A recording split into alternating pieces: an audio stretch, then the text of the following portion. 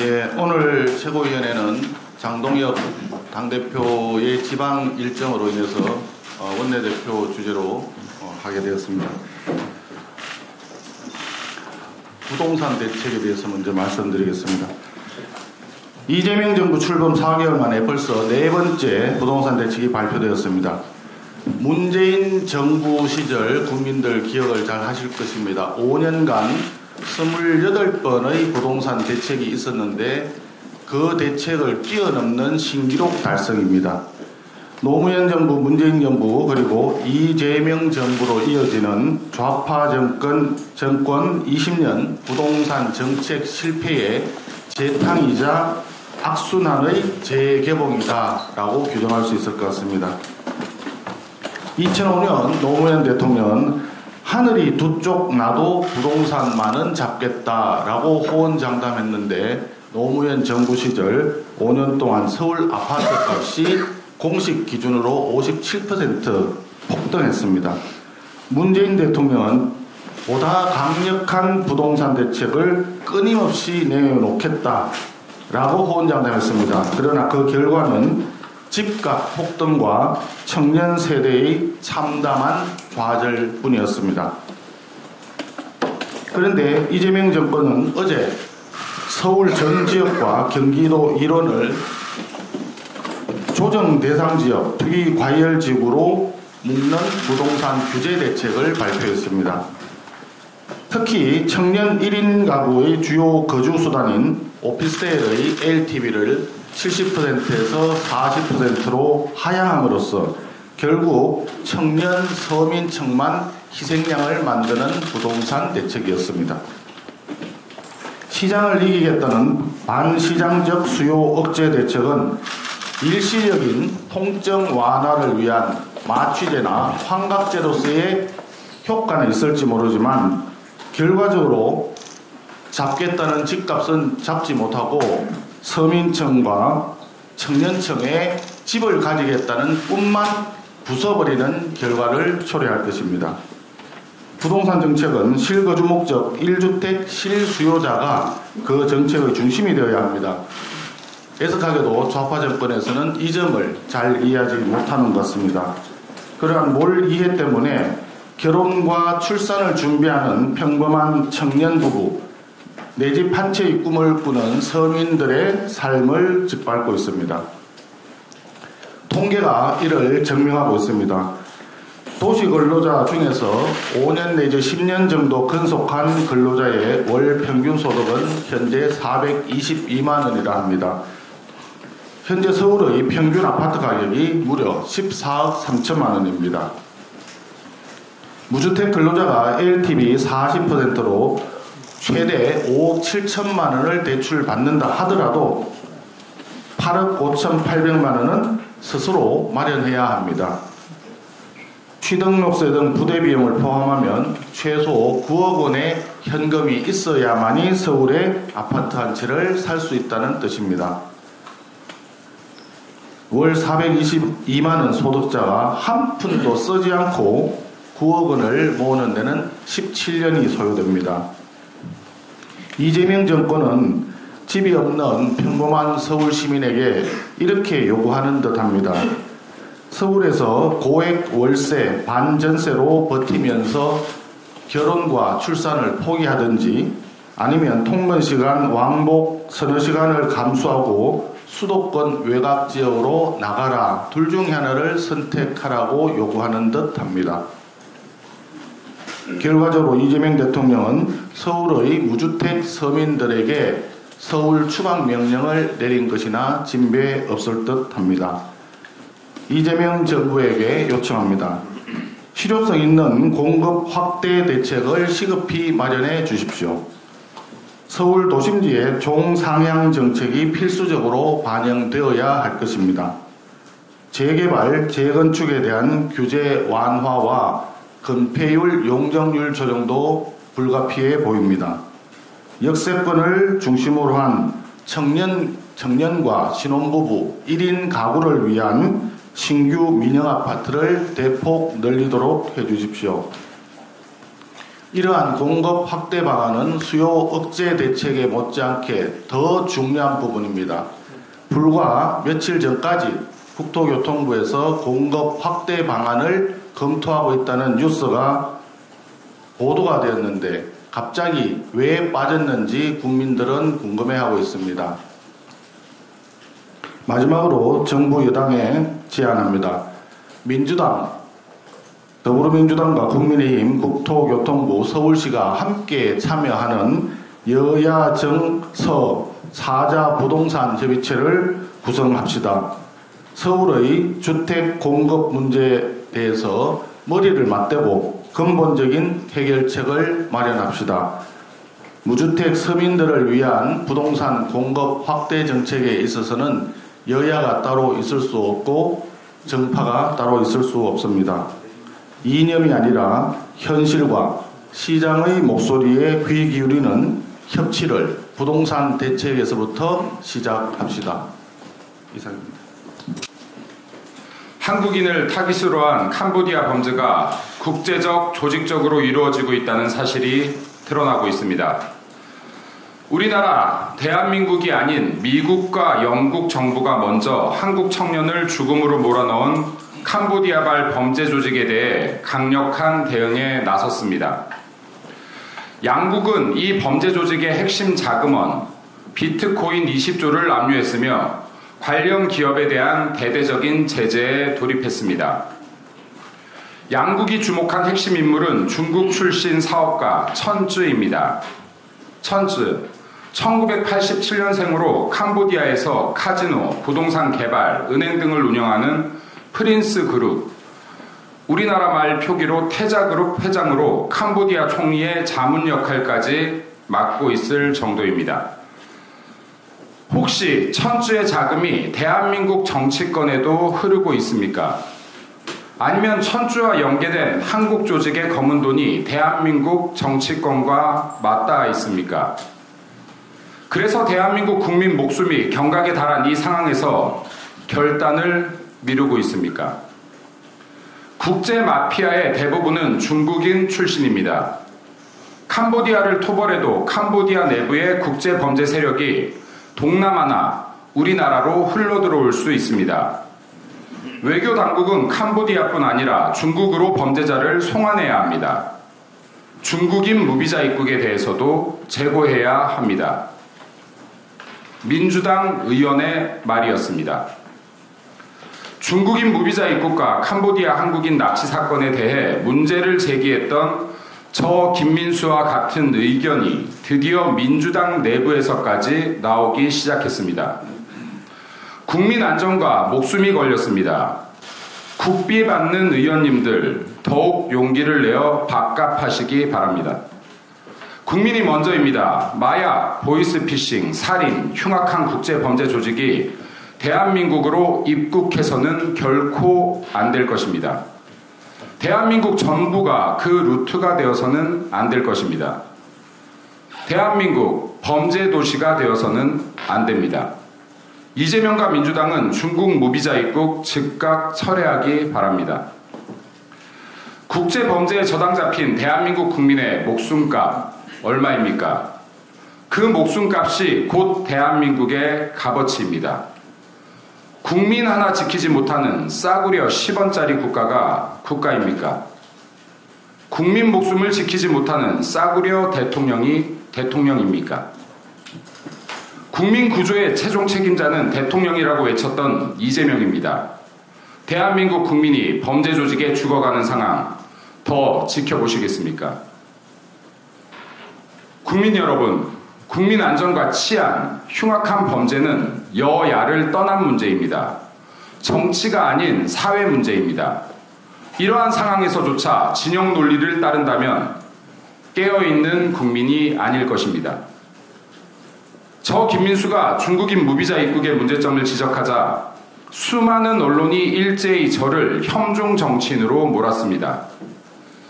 저 김민수가 캄보디아 범죄에 대해 선전포고 수준의 강력한 조치를 주장하자 수많은 언론이 극단적인 정치인으로 몰았습니다. 언론인 여러분, 이번엔 무엇이라 비판하시겠습니까? 계속 하시겠습니까? 언론은 결코 권력의 하수인, 권력의 펜대가 되어서는 안 됩니다. 국민을 위한 정론 집필을 통해 무너지는 대한민국을 바로잡는 진실의 보루가 되어주시길 간청드립니다. 이재명과 민주당에 다시 한번 강력히 촉구합니다. 중국인 무비자 입국 즉각 중단하십시오. 국민이 먼저입니다. 중국인 불법 체류자에 대한 대대적 단속을 촉구합니다. 우리 국민이 먼저입니다. 캄보디아에서 우리 국민이 간절하게 구조의 손길을 기다리고 있습니다. 더 이상 희생자가 발생치 않도록 선전포고에 준하는 강력한 조치를 다시 한번 촉구합니다. 국민이 먼저이고 우선입니다. 국민의 목숨과 안전, 치안을 깃털처럼 여기며 국민을 속이고 기만한다면 이재명 정권 역시 그 수명을 다하지 못할 것입니다. 마지막으로 대한민국 법관 여러분, 용기 내어 주십시오. 대한민국의 법이 권력의 도구로 전락하지 않게 해주십시오. 국가와 국민을 지키는 마지막 보루가 되어 주십시오. 이재명 재판 속개합시다. 자유 대한민국 지킵시다. 국민의힘과 우리 국민이 법관 여러분과 함께하겠습니다. 이상입니다. 민주주의 파괴에 대해서 말씀드리겠습니다. 민주당이 민주주의를 철저히 파괴하고 있습니다. 그 선두에 추미애 법사위가 있습니다. 민주주의의 핵심은 권력 분립과 다양성 존중입니다. 균형의 원칙과 공존의 지혜가 민주주의를 지탱합니다. 그러나 추미애 법사위는 사법부를 발 아래에 놓고 반대하는 국민의 입을 틀어막고 있습니다. 추미애 법사위는 이재명 개인의 선거법 판결을 문제 삼아 대법원장 청문회 시도에 이어서 헌정사에 유례없는 대법원장 국정감사를 진행했습니다. 가짜 뉴스로 모욕하고 도요토미 히데요시라며 조롱했습니다. 어제는 대법원에 쳐들어가 민주당식 압수수색을 강행했습니다. 원하는 판결이 나올 때까지 판사를 괴롭히고 사법부를 협박합니다. 독재자나 마약 카르텔이 하는 짓입니다. 헌법과 법원조직법 등을 어긴 명백한 불법입니다. 또한 추미애 위원장은 법사위에서 합리와 상식을 외치는 한 국선 변호인을 향해서 싸우려 왔느냐며 입을 틀어막았습니다. 약자를 위해 활동하는 그 국선 변호인은 이틀 전 국감에서 민주당이 추진한 검찰개혁 법안이 힘없는 시민, 일반 형사사건 피의자에게 불이익을 준다고 말했습니다. 그러자 민주당 의원들이 집단으로 야유와 비난을 쏟아부었습니다. 추 위원장은 마이크마저 빼앗아 버렸습니다. 제발 제 말을 들어달라는 그 변호인의 외침이 잊히지 않습니다. 반대와 비판을 허락하지 않는 것, 바로 그것이 독재입니다. 약자를 위한 것이 아니라면 국민이 위임한 권한은 최대한 절제되어 사용되어야 합니다. 다수결이면 모든 것이 가능하다는 생각은 민주주의가 아닙니다. 입법부가 사법부 위에 군림하는 나라는 민주주의가 아닙니다. 최근 보수 진보를 막론한 수많은 언론이 추미애 법사위를 우려하고 있습니다. 대통령실과 자당의 의원들까지 절제하라고 공개 충고합니다. 그러나 추 위원장은 멈출 생각이 없습니다. 국민의 보편 정서가 아닌 강성 지지층 주장만 듣기 때문입니다. 그 강성 지지층이 추 위원장이 노리는 내년 경기도지사 경선 승리를 결정하기 때문입니다. 위대한 민주주의자 김대중 대통령의 정치적 딸이라던 정치인 추미애는 지금 대한민국 민주주의의 적이 되고 있습니다. 자신이 얼마나 괴물이 되었는지 제발 깨닫기를 바랍니다. 자중하고 절제하고 자성하십시오. 마지막으로 소신과 원칙으로 이 땅 민주주의에 큰 귀감이 되어주신 고 이상민 의원님의 명복을 빕니다. 이상입니다. 예, 이번에 민주당이 국정감사에 임하는 내용들을 쭉 살펴보면 두 가지의 소임을 받고 있는 것 같습니다. 첫째 하나는 이재명 피고인에게 유죄 판결을 한 조희대 대법원장과 사법부를 겁박해서 앞으로 이재명 피고인에 대한 재판을 하지 못하게 하고 또 나중에 재판을 하더라도 자신들에게 유리한 결정을 받아내겠다라는 큰 계획이 있는 것으로 보여집니다. 또한 사법부를 겁박해서 현재 진행되고 있는 각종 사건, 특히 내란몰이 수사에 대한 영장을 받아내고 또 더 나아가서 국민의힘을 위헌정당으로 몰아치는 데 중요한 판결을 받아내려는 시도라고 보여집니다. 두 번째 소임은 김현지 실장을 결사옹위해서 지존, 존엄의 자리에 그대로 지존의 위치에 있는 김현지 실장에게 털끝만큼의 이미지 손상도 가하지 않으려는 그런 눈물겨운 투쟁을 벌이고 있다고 보여집니다. 이런 상황을 끌고 가는 것은 행동대장격인 정청래, 추미애 두 사람입니다. 정청래는 바람잡이 역할을 하다가 이제는 전면에 나섰습니다.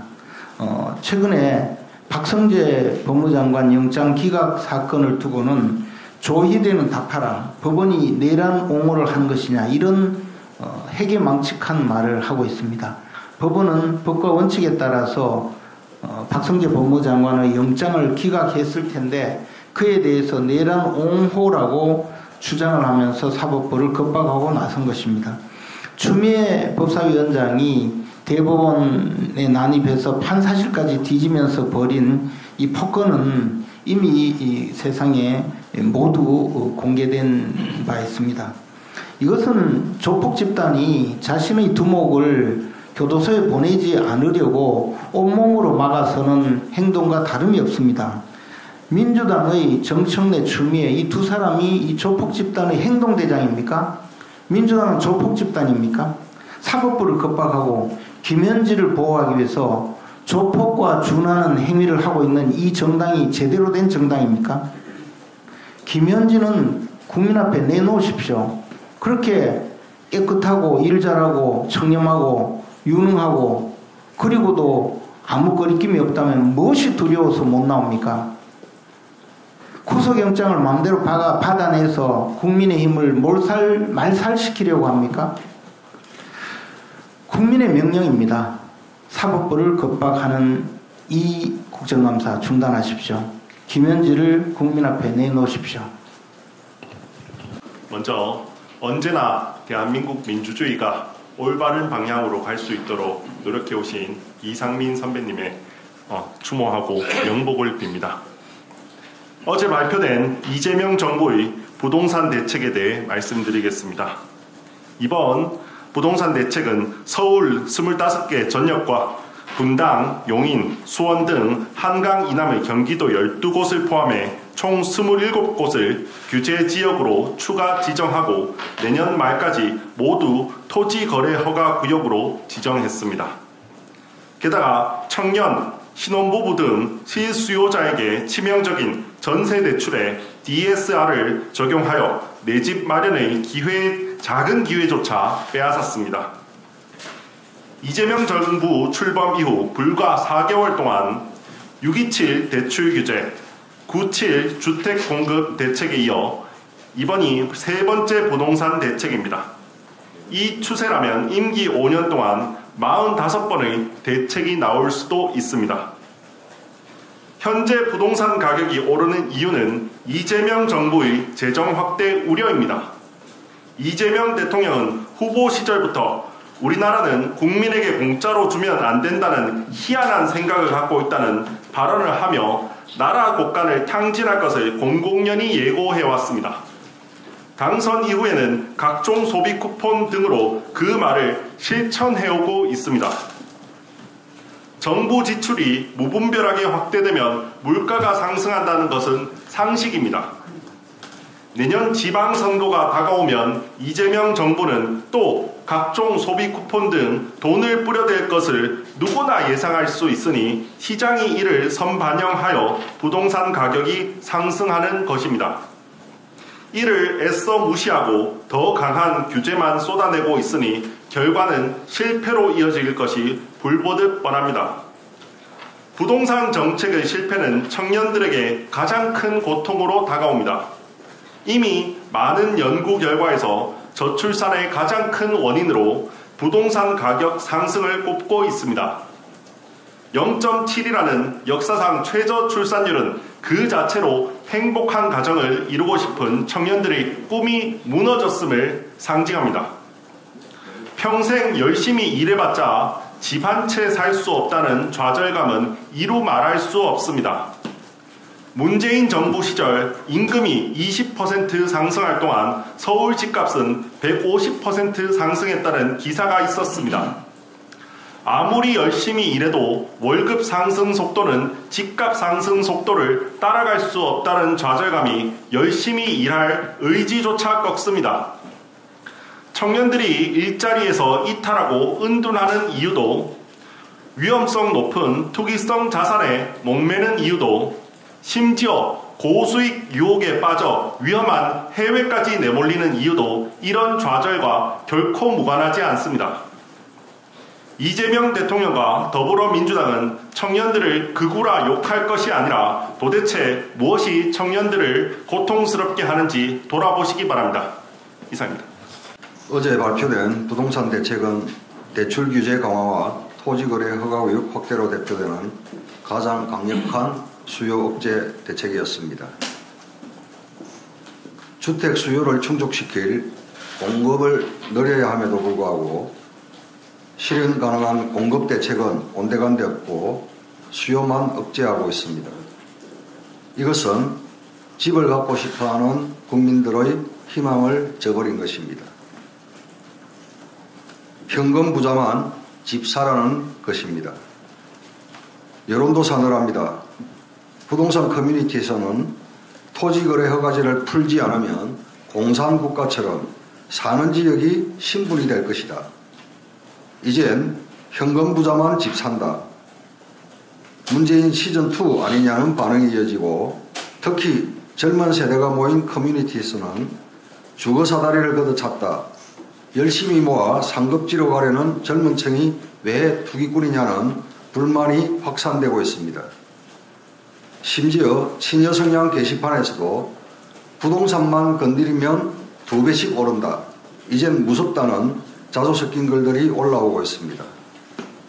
정부가 실수요자까지 투기 세력으로 몰고 있다는 젊은 세대의 분노는 단순한 정책 반발이 아니라 이재명 정권에 대한 신뢰 붕괴의 조짐입니다. 이재명 정권은 이처럼 국민적 공분을 낳고 있는 이번 부동산 대책을 즉각 철회해야 합니다. 부동산 시장 안정을 위해서는 수요 억제가 아니라 수요가 있는 곳에 민간 공급을 확대하는 시장 친화적 대책이 필요합니다. 건설사들이 신바람나게 주택 건설 사업을 할 수 있도록 여건과 환경을 만들어 주어야 합니다. 그 첫걸음은 노란봉투법 철회와 중대재해처벌법 합리적 보완입니다. 그리하여 집을 갖고 싶어하는 모든 국민들의 희망이 현실이 되도록 하여야 합니다. 소상공인연합회와 외식업중앙회가 주 4.5일제 반대를 위한 100만 서명 운동에 나섰습니다. 그만큼 현장의 위기감이 큽니다. 이재명 정부가 추진하는 획일적인 주 4.5일제와 일방적인 정년 연장은 현실을 외면한 정책으로 자영업자와 청년층 모두에게 부담만 키우는 결과를 초래할 것이라는 우려가 커지고 있습니다.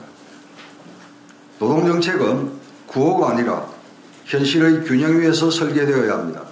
단순한 근로시간 단축이 아니라 근로자가 사실상 주 4.5일제의 혜택을 누리면서도 기업의 규모와 업종별 여건을 반영할 수 있는 유연 근로제 확대가 선행되어야 합니다. 모든 산업을 한 개의 잣대로 재단하는 획일적 접근은 일자리 구조를 무너뜨리고 그 피해는 결국 국민에게 돌아갈 것입니다. 정년 연장 역시 마찬가지입니다. 청년 일자리가 줄어드는 상황에서 정년만 늘리면 세대 간 고용 갈등이 불가피합니다. 정년 연장은 반드시 청년 일자리 창출 대책과 병행되어야 합니다. 세대가 함께 일할 수 있는 상생구조 마련이 선행되어야 합니다.